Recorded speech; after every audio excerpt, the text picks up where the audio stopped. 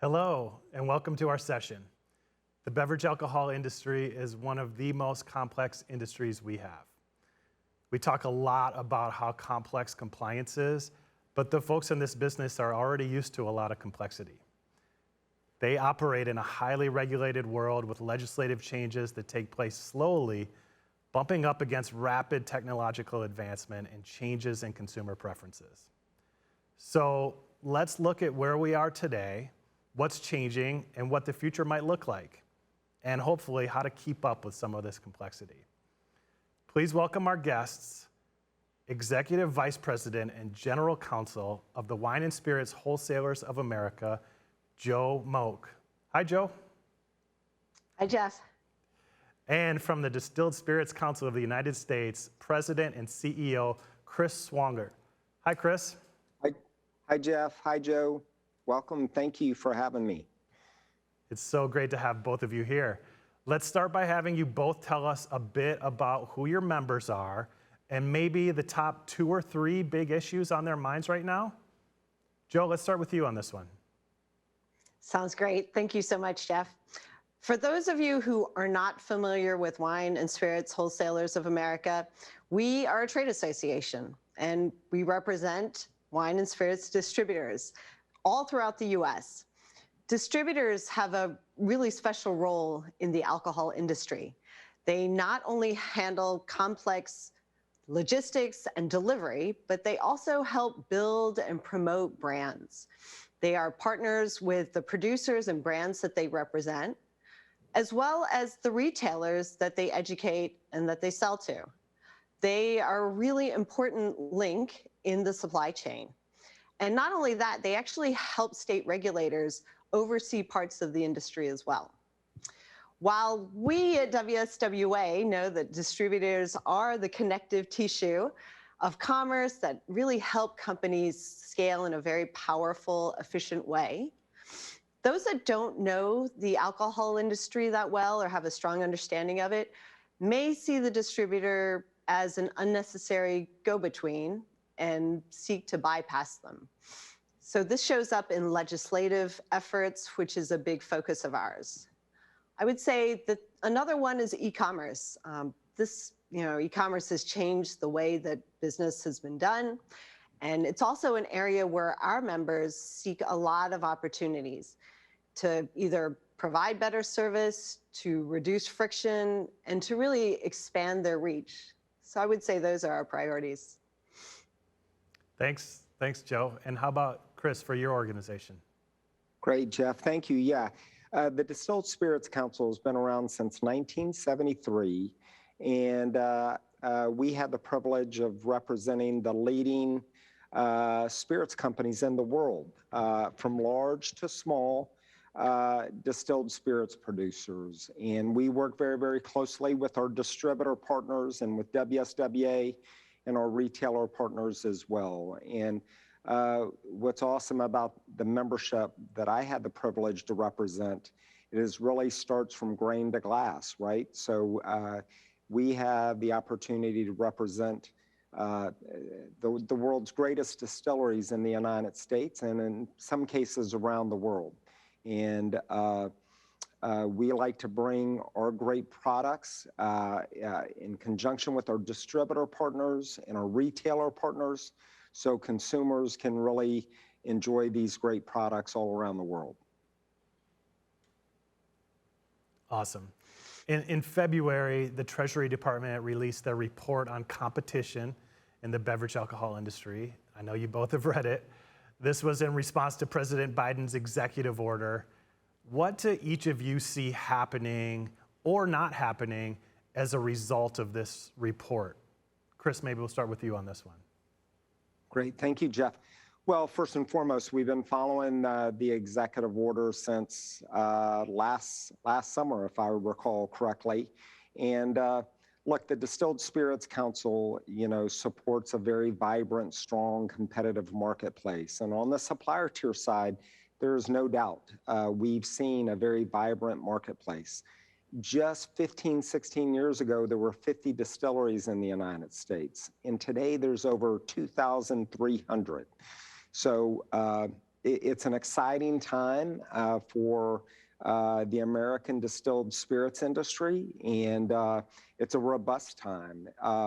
We do think the executive order and the recent report that was published does present some opportunities. It highlighted where there's some opportunities to modernize the marketplace, where sometimes distilled spirits products are discriminated against versus other categories and so forth. But in large part, we believe that the distilled spirits marketplace is robust and vibrant. Thanks, Chris. How about you, Joe? Well, we certainly appreciate the intent behind the report, which is to increase competition. And basically what Chris just said, we have a lot of great competition in our industry. Every category is growing. We're seeing new entrants in it. And in essence, really, that's why distributors were added as an integral part of this industry. They were meant to help ensure that there's a level playing field and really foster more competition. And I think we can all see that that has actually played out. You know, as to the effect of the Treasury report itself, we need to put it in context. It was in response to a really strong policy directive by the president that covered over 70 different industries. And I can't say it better than one of the heads of the Treasury Department, who actually wrote a large part of the report. At a recent meeting, he was asked a similar question. And basically, he said that the effect of this report will be incremental, but not dramatic. You know, I certainly think that this report will be cited in courts and before state groups as they try and influence policy. But I do think the effect of the report will be rather limited.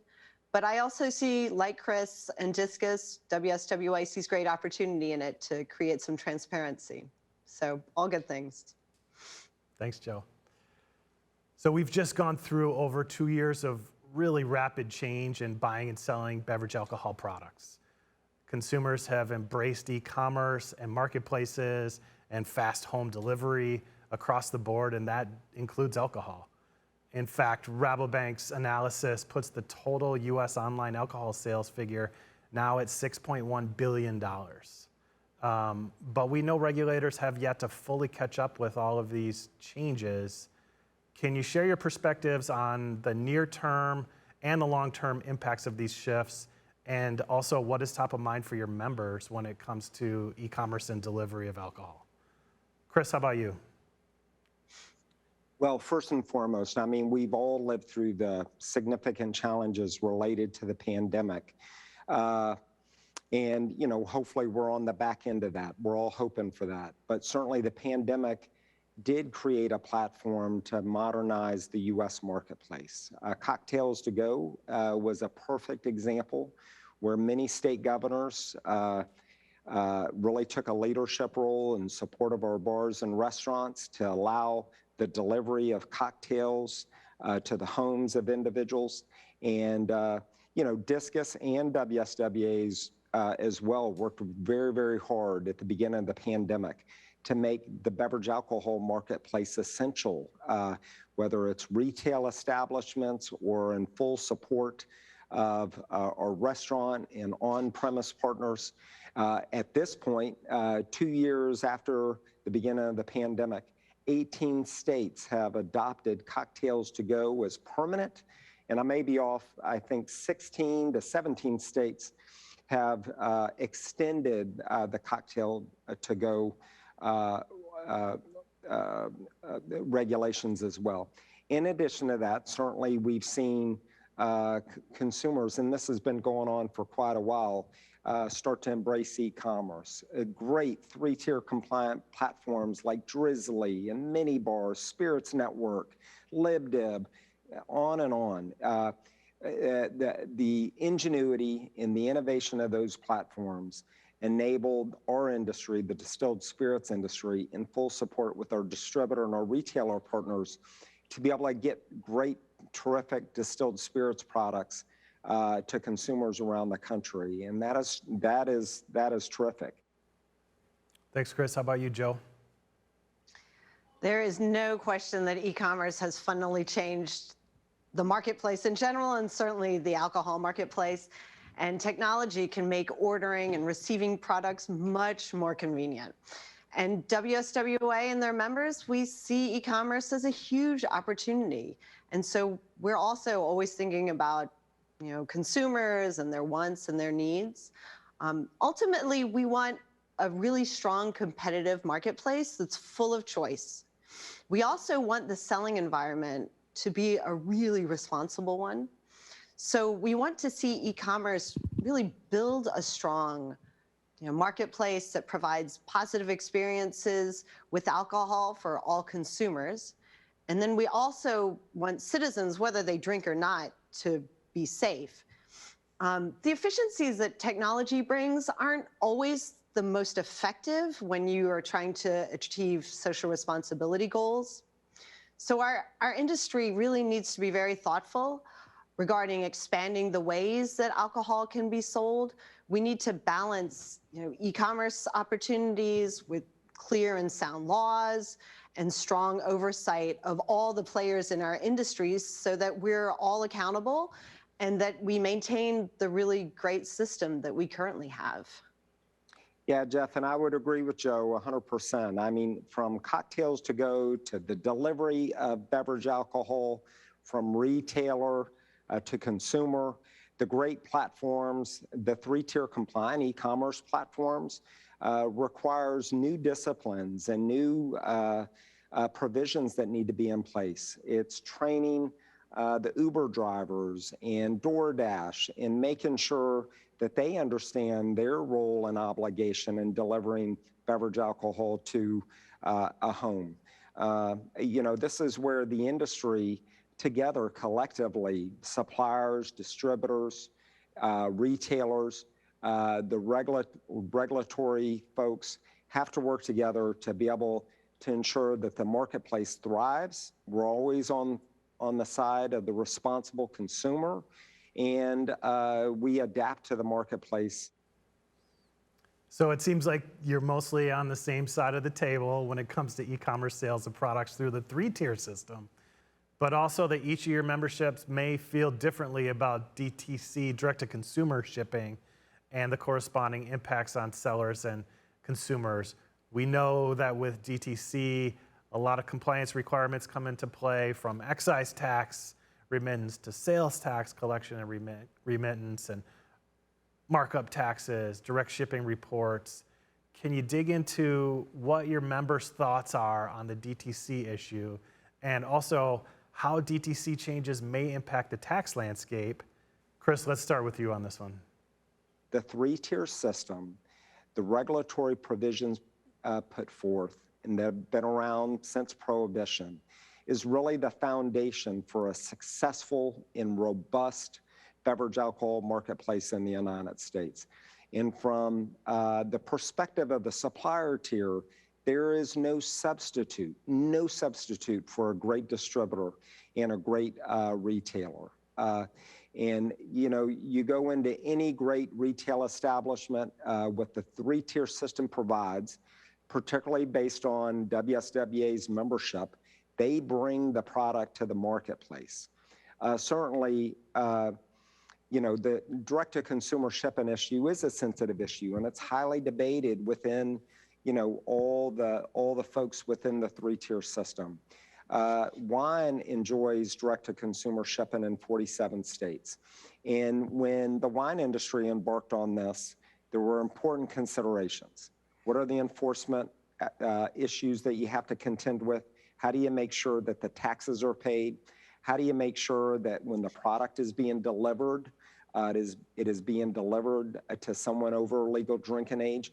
These are all the same things that we're all having to contend with issues like cocktails to go, or the delivery of beverage alcohol products through three-tier compliant platforms. So look, there are over 2,300 distilleries in the United States, and many, many times when consumers from out of state walk into a distillery, they are asking, well, I can't put this on the plane with me.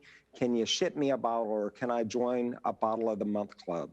And there are 11 states in the United States that allow direct-to-consumer shipping of distilled spirits. And again, there's 47 states to allow the direct-to-consumer shipping for wine. So our industry, the supplier tier in DISCUS, supports advocating for direct-to-consumer shipping. We believe that that will help us adapt to the new marketplace, into the demands and needs of consumers. We also believe that direct-to-consumer shipping can ultimately make the three-tier system stronger, because it will create that consumer pull where ultimately, for those brands that are just growing in one particular state, it can create a consumer pull and a demand in a state far beyond that. And that creates an opportunity for a thriving, distilled spirits industry. But look, we've got to be guided by strong enforcement platforms. We've got to be guided by making sure that there are mechanisms in place to make sure that the state taxes are paid. Anytime direct-to-consumer shipping is happening, it's got to be from a licensed DSP, so essentially from distillery to doorbell, much like from vintner to doorbell as well. And I think there is an opportunity for the beverage alcohol marketplace to modernize. And we believe, if we do it in working close with our wholesaler and our retailer partners, direct-to-consumer shipping can be a very complementary building block foundation in support of the three-tier system. Just today, I ordered a product this morning off of Drizly, and it was delivered to my office 3 hours later. And that is kudos to innovation and an evolving marketplace. Thanks, Chris. All right, Joe, tell us about DTC from your perspective. Well, this is where Chris and I disagree a bit. Okay. Yeah. All right. Certainly, the three-tier system is a really great system. We do not support producer direct-to-consumer sales, wine or spirits, and let me explain why. First, the current system works really well. Alcohol producers, distributors, and retailers, they together have created the most dynamic alcohol marketplace in the world, bar none. And it's also the safest. Nowhere else do you have the variety of products that we have on the shelves, and nowhere else do you see the innovation that we have in the US. Second, there are many companies that will abide by the rules that states put in place, but there are also a lot of companies that completely ignore the rules and ship alcohol illegally. Even though, as Chris mentioned, there is a legal way for them to ship products. They don't care. Chris did mention in a number of states, in most states, wineries who get a license, they can ship directly to the consumer. But the dark side of that is that it has really opened the door to thousands of illegal shipments of alcohol every single month to all states. And remember, what is shipped to a consumer is largely hidden, right? So you have the risk of counterfeit products, bad alcohol, minors getting alcohol, and that is all much easier to do when everything is covert, and unseen, like shipping is. So instead of focusing on, the few connoisseurs out there and just opening everything up to shipping, which again is hidden, hard to oversee and regulate, we advocate for a really vibrant marketplace. Marketplace meaning all three tiers together, which you get from local licensed delivery from your community retailer. This is a convenient e-commerce solution that supports the entire industry. Yeah, Jeff, I would say, look, in large part, I can't disagree with everything that Joe said. It's a dynamic marketplace, and we've got to be guided by proper regulatory enforcement.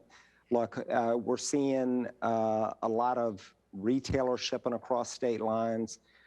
Just over the last couple of years, you'll see these clubs which is largely illegal. Yeah, exactly. You'll see, these clubs rise up on Facebook and so forth, and people are trading product back and forth. And that should be alarming for all of us. Look, the debate on direct-to-consumer shipping's probably been going on between the supplier tier and the distributor tier and the retailer tier the last 25 to 30 years, really when wineries embarked on this issue, 25, 30 years ago.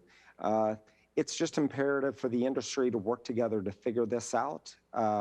We are dealing with a very unique marketplace now with the onslaught of over 2,300 distilleries in the United States. The marketplace has changed dramatically. Just 18 years ago, 15 years ago, there were only 50 distilleries in the United States. So just think about that with 2,300 distilleries in the marketplace now. So, this creates some anxiety for sure, and this is where the industry is going to have to come together and figure it out. Always be guided by strong support for the three-tier system and the foundations of that, where with the three-tier system, you make sure that the taxes are paid certainly, that the product is coming from a licensed distiller or vintner or brewer, and the product goes through a great distributor and then to a great retailer. Well, with technology and the way the marketplace have evolved, we've got to work together to find a path. So when a consumer comes into visits a great distillery in one state, but they may not be able to access that product in a state across the country. There's no reason why that consumer can't order that great distilled spirits product straight from the distillery. And we've got to work to put provisions in place to make sure that that distillery or retailers are complying with the laws that are put in place. WSWA does a great job in supporting a robust regulatory marketplace. Certainly DISCUS and all of our member companies support that because look, this is the greatest marketplace in the world, and we don't want to mess it up. You don't have issues with illicit alcohol in the United States like you do in other markets. And the fast-changing marketplace does put the industry, on the cusp of having to grapple with all these issues, while at the same time trying to be really guided by the needs and the wants of the consumer and driving consumer convenience. Yeah, and I would just add to that, there's also another side to it. There is a system in place to get these products onto the shelves and in front of consumers, and it's worked really well. And everything that Chris has said about all the suppliers that have come into the scene that maybe didn't exist, 30, 40 years ago, that's because of the great system that we have, independent distribution that we have. And the other side of that is that taxes, when all of this illegal shipping starts, all millions of dollars in taxes just going unpaid to the states. This is money that helps the states enforce the laws. It goes into the general fund. It helps with education. It helps with police. It helps with a lot of different things. And so really important things for states. And so we have to keep that in mind as well. And again, just be really thoughtful about how we go about doing this. Yeah. Well, let me say a couple of things. Great kudos to WSWA. They've set up a program called WSWA Access that helps, these new and emerging craft distillers and vintners get access to the marketplace through the distributor and ultimately to a retailer and so forth. So look, we all should be worried about lack of enforcement with shipping a product across state lines and so forth. That can create all kinds of challenges in the marketplace. But at the end of the day, this is a precious industry. We're all lucky to work in it. Yeah. And we've got to evolve and figure out the new marketplace together. Every once in a while, DISCUS and WSWA, DISCUS, and I can't speak on behalf of the Wine Institute, will have different perspectives or different views with Wine America as well. And, ultimately, we've got to find a path to work together to really protect the foundation that is what has made this industry great, which is a robust regulatory system, a strong three-tier system, And, this industry is going to continue to thrive. And we're all going to work together to find a path to meet the needs of consumers. Absolutely. So I spend a lot of time thinking about what's next and what solutions we can develop that will solve complex problems that aren't here yet. One of those, I'm curious about your thoughts on this so-called great convergence, where lines are being blurred between product categories. We also have some of the big soda companies now coming in, like Monster and Pepsi, adding products that contain alcohol. How are your members thinking about some of these seemingly massive shifts? Joe, let's start with you on this one. All right. What you call the great convergence, I will sometimes refer to as a product expansion. It's been fascinating to watch the rise of these ready-to-drink products and just to see how they've been evolving. I would say that, since e-commerce itself, that ready-to-drink products have been the latest innovation in our industry. It does bring about a lot of questions, though. How are these products made? Who gets to distribute them? And where should they be sold? But from what I've heard and the conversations I've had, companies of all types, whether you're a producer, distributor, or retailer, everyone still has a lot of different opinions on what's happening. And in some instances, it can seem like a threat. And then in other situations, it can be a real opportunity for all the companies involved. And so I feel like it's too early to really form an opinion on if and how these ready-to-drink products are, going to change the industry. But I think we're all seeing this as, I think we're seeing it pretty similarly, right? It's an area that certainly has its challenges, but this expansion also offers really exciting opportunities. So I think time will tell how it evolves. Chris, how about you? And I would say, Jeff and Joe, the convergence is happening. I agree with Joe. It just may be difficult to predict the future, but on behalf of the distilled spirits industry, we're excited that many, many beer companies are investing in spirits-based RTDs. The taste profile, the product is terrific, and we are seeing a convergence. Anytime there's major change, like what's happening in the marketplace right now with consumers gravitating to spirits-based RTDs, or you're seeing some of the soft drink companies entering into the market, you've always got to be guided by responsibility in how to present and promote those products in a responsible way, number one. And number two, there are tremendous opportunities to reduce the tax rates for spirits-based RTDs, just to make it more palatable in the marketplace. That doesn't mean that DISCUS is on the side advocating for equivalency. There are market access opportunities where there is a convergence. You've got beer wholesalers interested in distributing spirits-based RTDs. You've got beer companies investing mightily in spirits-based RTDs. And it is creating some anxiety in the marketplace. Thank you so much, both of you, for spending time with us. It looks like the industry is going to continue to be interesting and challenging and complex. I really look forward to seeing how some of these issues play out in the future. Thank you both so much. Thank you, Jeff. It was great talking. Thanks, Jeff. Thanks, Joe. Thank you, Hope Chris. that was okay, guys. Okay. Thanks, everybody. Joe, see you soon. Jeff, see you soon. Yeah, see you soon. Okay. All right. Bye. Bye.